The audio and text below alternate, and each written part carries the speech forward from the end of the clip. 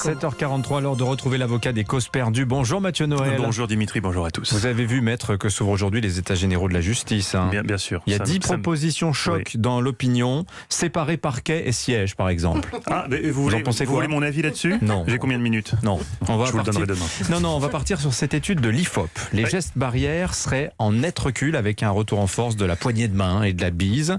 Nous sommes à la veille de l'examen à l'Assemblée du projet de loi Vigilance sanitaire. Mathieu, vous plaidez ce matin au nom du gouvernement en faveur d'un sursaut hygiéniste. Vous nous enjoignez à ne pas renoncer si vite aux mesures de distanciation sociale. Mais je n'enjoins rien à personne. Monsieur Pavlenko, d'une part parce qu'enjoindre n'est pas dans mes habitudes, d'autre part parce que je ne sais même pas le conjuguer. Vous faites ce que vous voulez, vous êtes grand. Si vous trouvez ça futé, après avoir passé 2 ans à vous flinguer les doigts au gel hydroalcoolique, que maintenant pour la plupart d'entre nous on dirait des knackis oubliés trop longtemps au micro-ondes, de claquer la bise au premier venu, libre à vous. Moi personnellement, j'ai pas passé 2 ans reclus à nettoyer à la lingette Monsieur Propre la totalité de mes courses pour commencer 2022 sur une gastro. J'en appelle donc au bon sens de nos concitoyens. Loin de moi l'idée de les infantiliser, bien sûr, mais bon.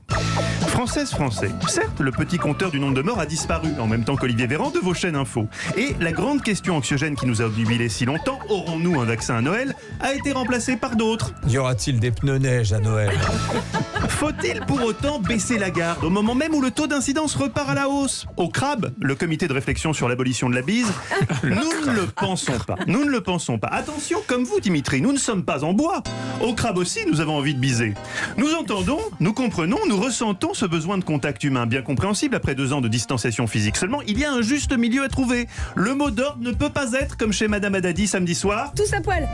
Soirée fort sympathique. Au demeurant, j'adore les soirées disco-naturistes. Mais n'était-ce pas un peu prématuré vu le contexte sanitaire encore limite? Tout était magique. Oui. Les mecs, à un moment donné, Oui. ils sont déguisés en moule. Oui, mais bien sûr, mais c'est pas la question, Anissa. Évidemment qu'on a passé un moment délicieux, surtout quand Nicolas Bétou est sorti du gâteau et qu'il a aspergé tout le monde de chantilly. Quelle pignolade. Comme vous dites. Néanmoins, était-ce vraiment le moment de se pignoler? Le virus est encore là.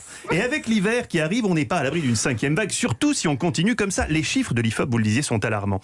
Ainsi, en mars dernier, seulement 39% des Français déclaraient faire la bise à leurs proches. On est désormais 65%. Pire, le relâchement se constate également en matière d'hygiène. On était 86% à se laver les mains en rentrant chez nous en mars 2020. On est désormais plus que 55%. Encore mieux, un Français sur 4 ne se lave plus les mains après être allé aux toilettes. On est combien dans le studio? 5?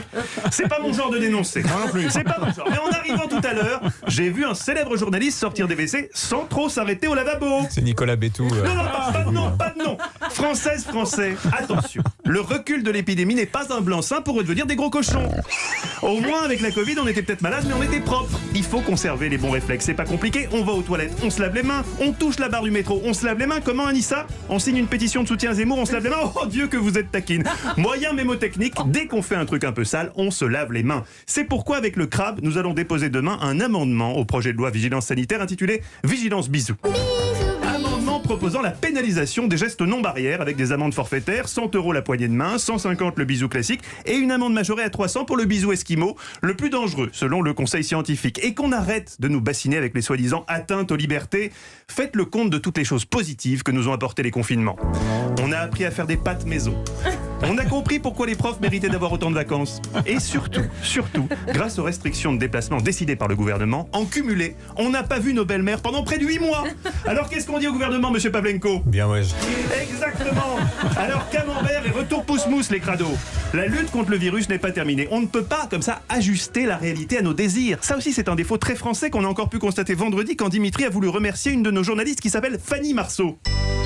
Le journal Fanny Marceau. Bonjour Fanny. Merci Sophie Marceau.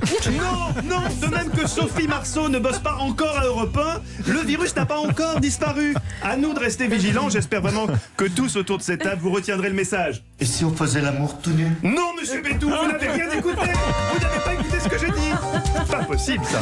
Mais c'est vrai cette histoire de bisous esquimaux, le conseil scientifique s'est vraiment prononcé? Oui, c'est tout à fait vrai. Comme à peu près 99% de ce que je raconte, tout est absolument vrai. Non mais je préfère poser la question, sait-on jamais. Vous pratiquez beaucoup? Non, pas du tout, mais je trouvais ça bizarre. Mais enfin bref. Merci Mathieu. Allez, on vous retrouve à 16h dans Historiquement Votre, menu aujourd'hui. 3 personnages qui ont été hués dans leur carrière. Juliette Drouet au théâtre, Maurice Pialat à Cannes et Mbappé.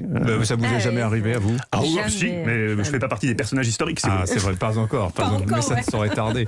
Merci Mathieu Noël, 7h48.